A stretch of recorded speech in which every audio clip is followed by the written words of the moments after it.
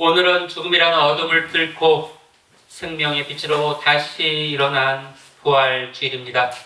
그 부활의 기쁨이 여러분에게 가득 임하기를 진심으로 축원합니다. 아멘. 우리가 흔히 부활 그러면 죽은 뒤에 천국으로 가는 사건으로 생각하는 경향이 있습니다. 그러나 하나님이 말씀하신 부활은 더 크고 더 놀라운 섭리가 그 안에 숨겨져 있습니다. 오늘 우리는 마가복음의 말씀을 읽었는데요. 마가복음은 다른 복음서와 달리 참으로 이상하게 부활을 표현하고 있습니다. 부활, 기쁨, 환호해야 되는데 여인들은 그 무덤에 가서 떨고 있습니다. 두려워하고 있습니다. 그때 소리가 들리죠. 무서워하여 아무에게도 아무 말도 하지 못하였다. 왜? 가장 기뻐해야 될 그 소식이 사람들의 마음에 두려움이 있게 하는가? 부활, 이것은 누구에게는 기쁨이지만 누구에게는 뒤집히는 그런 놀라운 사건이 됩니다.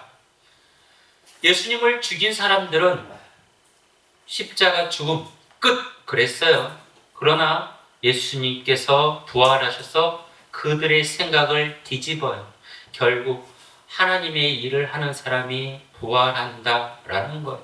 세상의 일을 하는 사람, 계산기를 두드리는 사람, 이런 사람이 부활하는 것이 아니라 진실로 하나님을 향하는 사람이 부활한다라는 거예요. 그래서 이 부활 주일은 세상 사람들이 볼 때는 정말 안 좋은 주일이 부활 주일이에요. 내 마음대로 할 수 없는 것. 그러나 믿음의 사람들은 부활 주일이 가장 기쁜 날이에요. 사람들은 마음대로 한다고 말했지만 마음대로 할 수 없는 날, 그것을 증명한 날이 부활 주일이기 때문에 믿음의 사람들에게는 가장 기쁜 날이 되는 것이죠. 성경에서 사람의 몸은 절대로 가볍게 여기지 않습니다. 하나님께서 흙으로 사람을 만드시고 그 코에 생기를 불어 넣으시죠. 사람의 몸은 그냥 껍데기가 아니라 아주 중요한 생명이에요. 아파보신 분들은 알 거예요. 몸이 아프면 얼마나 힘든지. 그 사람을 간호한 사람들은 건강이 얼마나 소중한지 알 거예요. 지금 뉴스를 보면 우리가 얼마나 가슴 아파하나요? 정말 죄 없는 어린아이들, 정말 일하다가 평범하게 죽음을 맞이한 그들, 세상의 힘은 하나님이 만든 작품들을 마구가고 짓밟고 부시고 깨트립니다.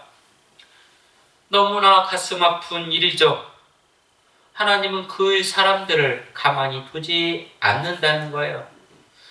하나님이 만든 생명을 짓밟는 이들은 하나님이 더 강하게 짓밟으시고, 짓밟혀서 부서지고 깨진 영혼들은 하나님이 다시 살려주신다고 성경은 이야기합니다. 구약성경 말라기에서 신약성경 처음 성경까지 이 400년의 빈 공간이 있어요. 그러면 400년 동안 사람들은 아무것도 하지 않았느냐? 400년 동안 사람들은 믿음으로 살려고 노력을 했어요. 주여, 주여 내 손을 잡아주옵소서. 주님 뜻대로 살고 싶습니다. 우리들도 살면서 얼마나 그런 고백을 하나요? 그러나 이런 고백대로 삶이 흘러가지 않아요. 나는 하나님의 뜻대로 살고자 하지만 세상의 강한 힘들이 약한 자들을 짓밟고 부수고 깨트리고 하는 일들을 봅니다. 그 당시의 사람들도 그랬어요. 페르시아 제국 또 로마 제국으로부터 얼마나 많은 핍박과 고난을 받았는지. 그러나 그 400년의 공간 속에서 사람들은 이렇게 기도합니다. 하나님, 내가 비록 죽을지라도 온전히 죽는 것은 아닐 줄 믿습니다. 하나님이 죽음 이후의 삶도 함께 하심을 믿습니다. 그리하여 나는 세상이 원하는 것이 아니라 하나님이 원하는 것을 해 나가겠습니다. 에스더의 죽으면 죽으리라 라는 고백처럼 사람들은 죽음을 두려워하지 않는 것이죠. 그래서 그 이야기가 끝나는 것이 아니라 부활의 역사로 증명이 되는 것이에요. 하나님은 부활 통해서 우리들에게 얘기하십니다. 깨지고 부서진 너희 인생 내가 다시 살려주겠다. 다시 일으켜주겠다. 예수님이 예루살렘에 들어가셔서 수요일, 목요일 최후의 만찬을 하시고 잡혀서 금요일 십자가에 못 박혀 돌아가시는데 채찍에 맞고 고문을 당하고 조롱을 당하고 피 흘려 돌아가십니다. 사람들은 그를 보고 이야기합니다. 저 예수 실패하는 거예요. 구원은 무슨 구원? 메시아는 무슨 메시아? 저 예수는 다 거짓이야. 사람들은 이야기했어요. 그러나 하나님은 부활의 증거를 우리에게 보여주십니다. 너희들이 이겼다고 큰소리치지만 너희들은 나 여호와 하나님을 이길 수 없다. 너희들이 옳지 않은 것을 그렇게 가지고 세상 사람들을 짓누르지만 옳지 않은 것은 결국 지푸라기가 되고 말 것이다. 부활을 통해서 그것을 보여주는 것이죠. 우리는 그러한 믿음을 가지고 살아가요. 다른 사람은 죽을 것 같아서, 힘들 것 같아서 포기하지만 우리는 부활을 믿기에 죽을 때 죽더라도 다시 살아 일으키실 하나님을 믿으며 하늘이 원하는 것을 하는 거죠.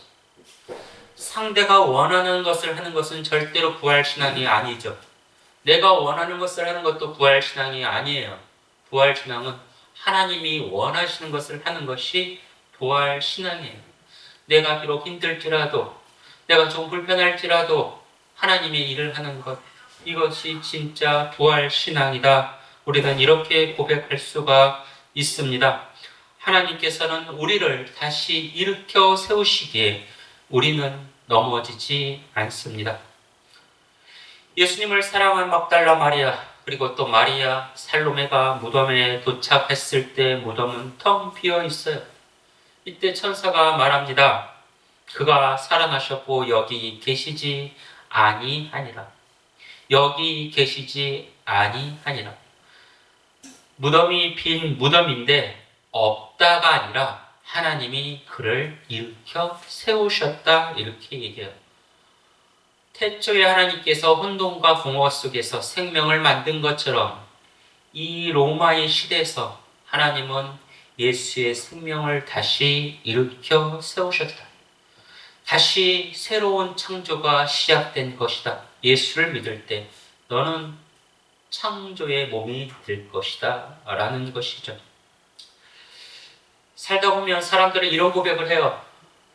내 삶은 무덤과도 같아. 나는 살아있지만 살아있는 것이 아니야. 나는 모든 것을 포기하고 싶어. 나는 더 이상 회복될 수 없어. 이렇게 고백하는 사람들이 주변에 있음을 볼 수 있습니다. 우리 안에도 나는 무덤과 같은 그런 삶을 살고 있어. 이렇게 고백하는 분도 계실 줄 모르겠습니다. 그러나 하나님은 죽은 다음에 우리 곁에 오시는 것이 아니라 지금 우리 곁에 오셔서 우리의 약한 몸을 일으켜 세우시죠. 그것이 부활이에요. 약한 마음, 죽어가는 마음을 일으켜 세우세요. 그것이 부활이에요.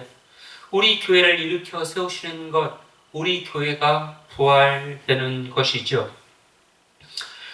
부활하신 주님이 제일 먼저 가신 곳은 어디인가? 성경을 보니 갈릴리였다 그래요. 갈릴리 그러면 특별한 지명이 아니라 예수님의 제자들이 일상의 생활을 보냈던 곳, 예수님이 어린 시절 살았던 갈릴리, 삶의 중심부. 예수님은 부활하시고 성전에 들어가신 게 아니에요. 무슨 정치의 꼭대기로 들어가신 게 아니에요. 예수님은 어디로 제일 먼저 가셔요? 갈릴리, 삶 속으로 들어가시는 것이죠. 부활의 역사가 어디서 끝나느냐? 우리의 삶에서 끝나고 다시 시작된다. 예수님은 이렇게 이야기하고 계십니다. 우리는 그 부활 속에서 무엇을 선택하여야 되는가? 첫째, 억울함을 겪다 보면 사람은 무덤에 갇힌 듯한 느낌을 받게 되잖아요. 내 말을 했는 내가 말을 하는데 누구 하나 내 말을 들어주지 않아요. 무덤에 갇힌 것 같아요. 그를 찾아가는 것, 그것이 부활을 경험하는 것이에요. 예수님을 보고 성경은 이야기합니다. 술주정뱅이라고 이야기하기도 합니다. 밤새도록 술을 마셨다고 이야기하기도 합니다. 그러나 예수님은 술을 마시긴 마셨지만 술의 목적이 있었던 게 아니에요. 무엇의 목적이 있었던가? 사람의 이야기를 들어주기 위해서 밤새도록 그의 곁에 있는 것이 목적이었어요. 그래서 억울함을 들어주는 거예요.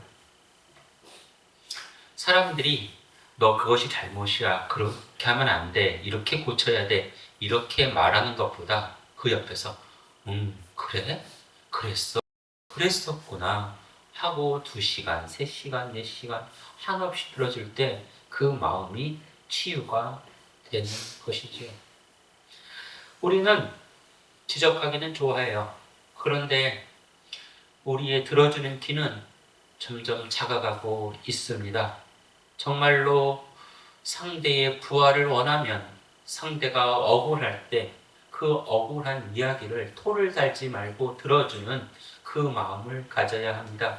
그 마음을 가질 때 하나님이 역사하셔서 상대가 억울함에서 탈출할 수 있게 하시고 또한 우리는 그를 통해 더 큰 부활의 기쁨을 맛보게 되는 것이죠. 두 번째, 우리는 사람의 부활을 선택해야 합니다. 먹고 사는 것이 바빠서 곁에 있는 사람을 신경 쓰지 못할 때가 있어요.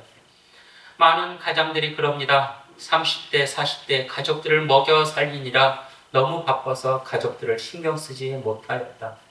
그런데 60대가 되고 후회하는 것이 그때 바쁘더라도 가족들과 조금 더 이야기를 나눌 것, 조금 더 사랑을 나눌 걸, 이런 고백을 하는 사람을 볼 수가 있습니다. 바쁘긴 바쁘더라도 사람을 만나야 되는 것이죠.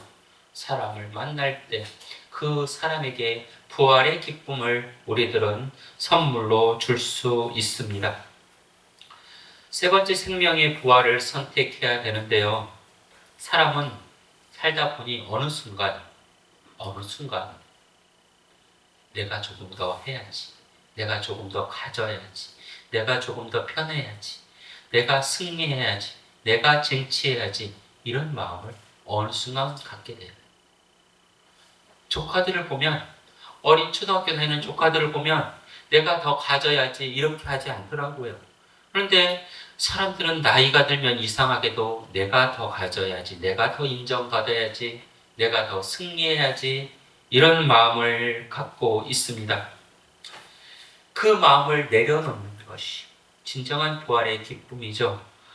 내가 손해보더라도 이웃을 살리는 것, 공동체를 위하는 것, 그때 부활의 기쁨이 우리들에게 찾아옵니다.